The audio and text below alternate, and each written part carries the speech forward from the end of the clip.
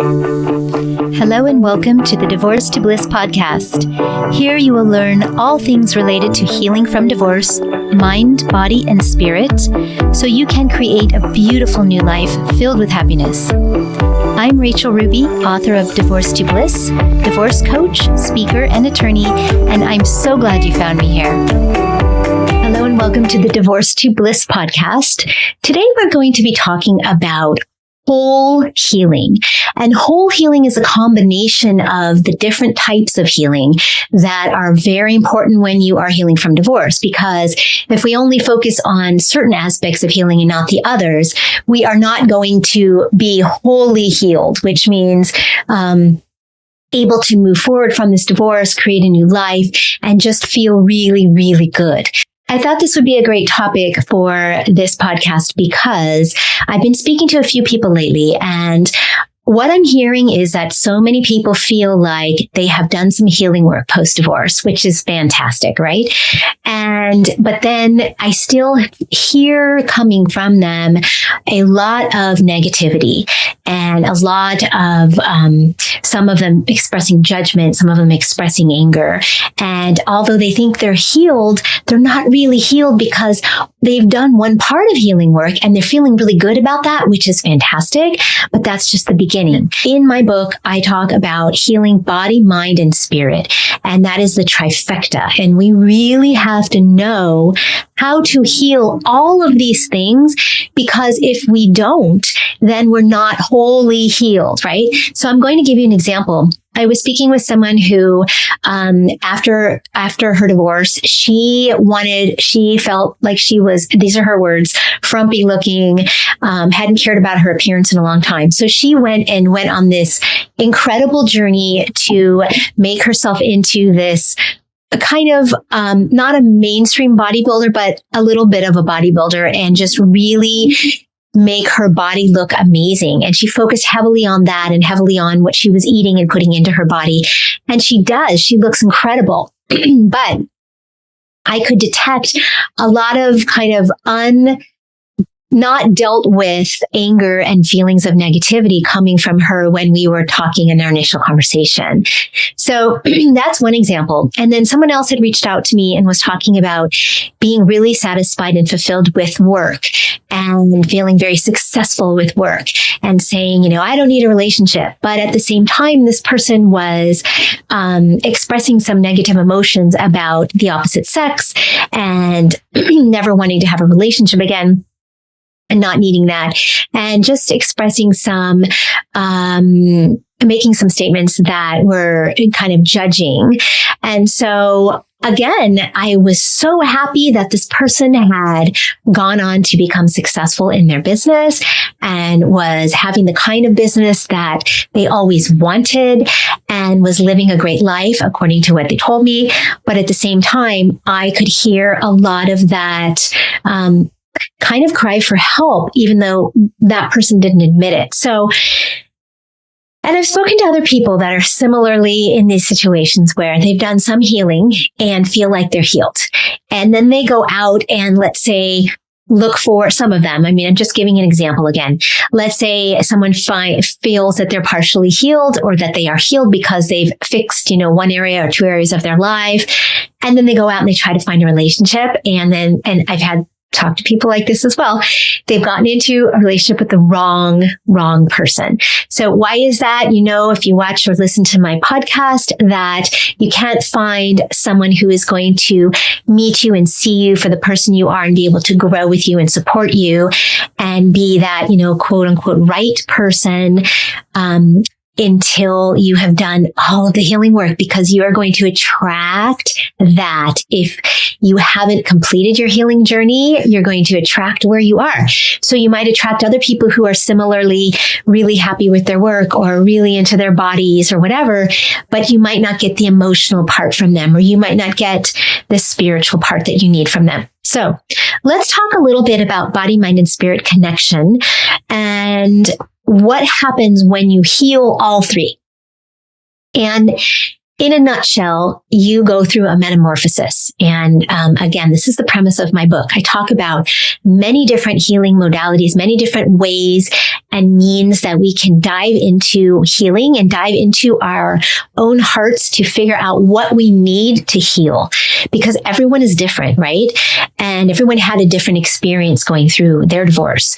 So what you need, what someone needs coming out of an abusive divorce, say, might be very different from someone who came out of a divorce that was tied to a marriage that was very loving, but they no longer, they both decided that it wasn't right anymore because they no longer could support each other's growth or whatever it may be.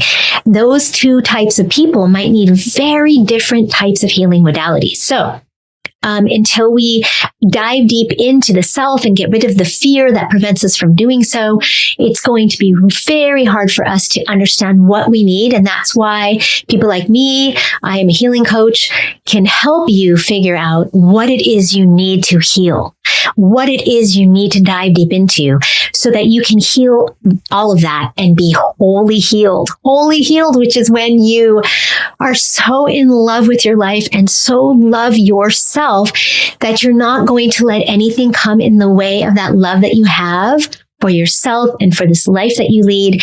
And you're not going to settle for someone or some situation or some circumstance that isn't going to help you continue to be the highest version of you.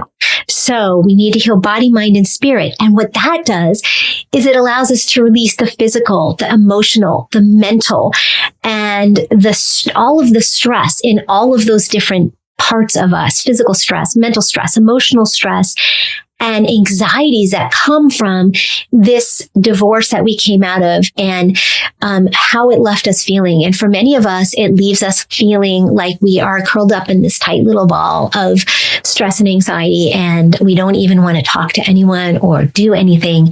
And as I've always said, we need to honor those feelings. Those are so important to understand we have those feelings and to honor them. But there is a point where we need to learn to move forward and to unfurl from this ball and release the stress and release the anxiety and plan the new life so we can move forward and heal. And I promise you, all this is doable. I've said many times. So let's talk about how body, mind, and spirit can all help they all are intertwined and they can all be connected. I talk about this in my book, Divorce to Bliss, and I'm going to talk about a few things right now that I mentioned in this book. Now, the goal of healing is to get to a point where you are at your best and highest self, that you become the version of you that is just filled with happiness. Now, of course, we all have unhappiness. We all experience trauma. We all experience situations in life that aren't happy. And that will continue because that's what life is. Life is full of ups and downs. But I'm talking about healing from your divorce so you can move forward and create and build this new life that makes you feel amazing. Now, when you get there and you first get there, you're going to be on cloud nine and you're going to feel things you may never have felt before. And, that's fantastic. And in time, something might happen. You might lose someone you love. You might have a fight, an argument with a friend or a family member. You might have a great relationship that you start and that might fall apart. Whatever it is, that's all life.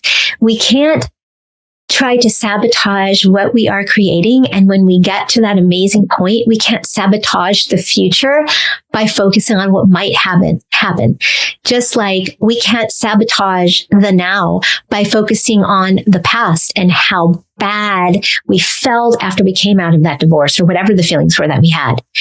The past helps us to learn lessons. Yes, it teaches us who we want to be moving forward. That is the most important thing that you get from coming out of the divorce, is learning who you are. Learning who you are, that me, separate from that we that may have been a we for a long time and doesn't know how to separate and become your own person, right? And so that's what the healing journey is all about. So when we heal, when we wholly heal, and we get to a point where we're feeling really good, we're going to notice some things start to happen. And this is the metamorphosis, right? This is the butterfly coming out of the chrysalis. This is the caterpillar no longer that went in and built this chrysalis and is now emerging as this beautiful creature with wings. And that is what you become when you go through your healing journey. And I want to say one more thing, not to confuse you, because there will always be things to heal from in life. Like I was just talking about, life is always full of the ups and the downs. It's like a roller coaster. But right now we're focusing on healing from the emotions and maybe the mental and physical symptoms that might have plagued us when we were going through the divorce and at the end of the marriage. And we are going to eradicate those from our lives so we can learn to create this beautiful new life. Some of the physical symptoms you might experience are when you get to this point of almost feeling like you're walking on air, feeling like you're really giddy, feeling like nothing brings you down, feeling like no matter what anyone says that's negative, it's not going to affect you. It's not going to faze you at all. And just feeling like, wow, I am so happy. And I went through this. And at that point, I called this my spiritual awakening because it really was. But there were physical symptoms as well. And those physical symptoms, I've never experienced anything in my life to that degree. And it was because I had gone through all of this hard work, and there was, I almost want to say, like a veil lifted, that was kind of clouding my vision for a long time, even when I was working on myself, and it all of a sudden, like it shriveled, it just went away. And so the physical symptoms are often really exciting. You feel exuberant, you feel amazing, you feel great within your body. Nothing hurts you.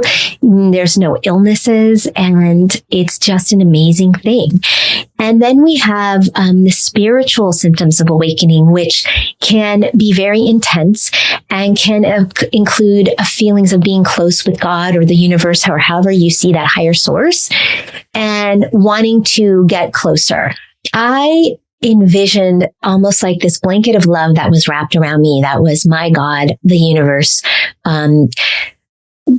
protecting me from all of that hurt and all of those feelings I had experienced. And this blanket was just wrapped around me. And in time, I was able to remove this blanket, because it was almost as if all the love in the blanket that was holding me tight and close as I went through this really hard work, deep self work. When I removed the blanket, I found that was in my heart. And maybe that sounds corny to you, but it was the most incredible experience. And this is what brought me so much physical joy within my body, no hurting, no sickness, no emotional scarring or feeling of intense emotional negativity. It was just this happiness, this feeling of happiness, and this feeling of being so close to the universe, and realizing that no matter what happened to me from that point on, I was going to be okay. I just knew that. And that was the result of all the hard work. The mental and emotional symptoms of a completion of a healing journey, or what I call an awakening, can vary as well. And they can be anything from becoming more empathetic and sympathizing with others, which is really wonderful, but mostly tuning into your own heart in a way that you've never really been tuned in before, so that you are able to know what you want, what you need. And also in my book, I talk about heightened levels of consciousness and awareness, feeling more alert, having increased energy levels, and the ability to get a lot done in short periods of time, and a deeper connection to the emotions and feelings of others, which I mentioned, and the ability to tap into your own intuition to see things that suit you and that you can put on your list of what you know you want. And by this point, when you are experiencing these symptoms, these physical symptoms, these emotional and mental symptoms, these spiritual symptoms, and I call them symptoms. They're not really symptoms, but instead they are guides to lead you on your journey, the rest of your journey, which is the rest of your life. Now, if this sounds a little silly to you, I understand, because if you haven't gone through the healing journey, you haven't experienced these things. If you are feeling, like I said, that you have healed because you are feeling really good in one aspect of your life, whether it be your work, whether it be your physical presence, whether it be your spiritual connection, whatever it is, but you're still catching yourself when you listen to things others say and maybe get angry or hurt when you think about your former spouse or you think about your former marriage and you have negative emotions and you feel like a victim or you go into that victim mentality. Those are all signs to you that you're not completely healed. So here is my message to you. This is my mantra. We need to heal completely. We need to heal wholly. We need to not skip over the important healing modalities and things that we need to do within our own lives in order to get past the trauma of the divorce so we can move forward. Because when we get to that point that we have healed body, mind, and spirit from what we suffered as a result of the divorce or the marriage in its ending phases, that is when we start rebuilding. But during this whole process, as we're going through all of this healing work, we're also creating the vision of this new life that we want. And so when we get to the end of the end of our healing journey and we start to feel these things that I mentioned, physically, emotionally, mentally, spiritually, start to feel really incredibly good, then we've already started rebuilding our lives. And we just have to know at that point that if we trust our intuition and all of the things that we learned about ourselves and what we want and what we need, we can continue to move forward. And then there's going to come a time where you are going to look back and say to yourself, wow, I have come so far. I feel so strong, so good, so amazing. I know what I want. And at some point down the line, you will start to manifest all of those things that you want. And for me, it happened pretty quickly once I got to the point where I was at the end of that healing journey and started experiencing these sensations of physical, emotional, mental, and spiritual well-being and healing. And at this point in my journey is when things started materializing. It's when I had manifested the home I wanted for a long time. And that's when I found the home. I had created for myself some goals surrounding my business, and that's when they all started coming true. I had wanted to fix my body. My body wasn't feeling good at the end of my marriage. I had a lot of pains in my body, and I had a lot of emotional pain as well. And I had to get through all that. And when I did, everything was gone. There was no more pain. So to go through all that, to go into this dark place, this deep, dark place that is so scary. There's so much fear involved in going there. And that's why most people don't do it. But to go there, to make that commitment and to start and to get to that point where you feel incredible. I can't even tell you how amazing it is. You have to experience it for yourself. And I've helped people do this and they can't believe it either when they get there. So one more time. If you started your healing journey and you've done some healing, that's great. I'm really proud of you. Pat yourself on the back because that is incredible. And that means that you want to heal and you've committed to that. And it's almost like if you look at the medical treatments, right? So if you have, there are medical treatments to treat a disease. There are medical treatments to treat symptoms. And then there are treatments that will help prevent a disease. And healing is very similar, right? But because we have already gone through the disease, which is coming out of this really hard trauma, this divorce, this split of a union, this change in something that we may have been in for many years. And all of a sudden our whole lives change, right? So to go through that, and to feel physically, mentally, emotionally, all of that baggage that you feel is those are the things that need to be healed now. And it's much like treating the disease, right? And treating the symptoms. We can't go back in time and treat it before it happens, but we can treat all of the symptoms we're feeling. We can treat the disease of not being happy and fulfilled and being our best and highest self.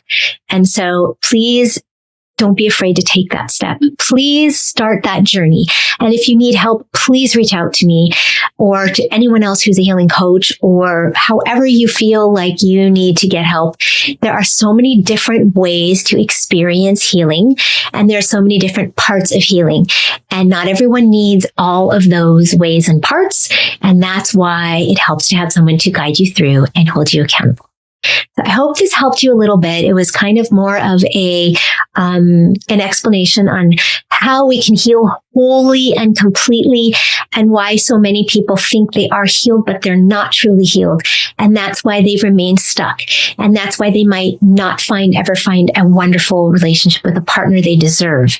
And that's why they might not be living in a space where they feel that is right for them, or they might not have a job that they feel supports them, or they may not have a support network that supports them in the right way. So please join me in healing from your divorce and taking a stand to feel absolutely amazing in your body, mind, and spirit, so that you can heal wholly and you can move forward and have an amazing life. Because you have to remember that what you will become doesn't only serve you, it serves the whole world, right? Because when we are more positive and we are feeling really good and we are the best and highest version of ourself, we can give back more to community, to those we love, to those who need our help. And that is the whole purpose of being here and living this life, is being the best version of you and cooperating and connecting with other human beings so you can help them become the best version of themselves. So I love you, and I send you so many good healing prayers, and thank you for being here with me today.